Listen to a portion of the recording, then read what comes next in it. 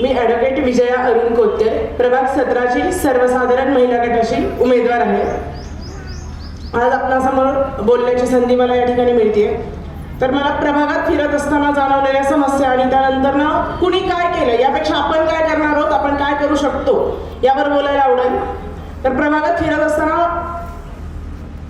बऱ्याच समस्यांचा सामना आम्ही स्वतःही केलाय.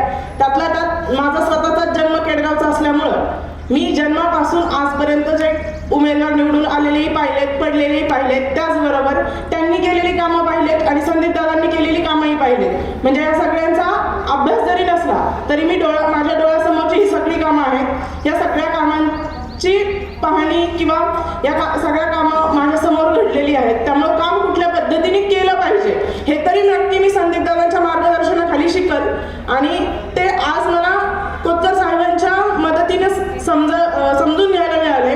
ती संधी मला त्यांनी उपलब्ध करून दिली, त्यासाठी मी प्रथमतः त्यांचे आभार मानेल.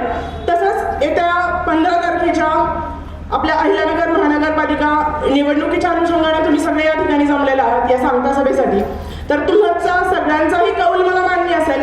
मला नक्कीच खात्री आहे तुम्ही सगळे मला या निवडणुकीत गुलालाची संधी द्याल आणि त्या गुलालाची जबाबदारी माझी असणार आहे आणि ती जबाबदारी पार पाडण्यासाठी मी स्वतः माझे 100% नक्की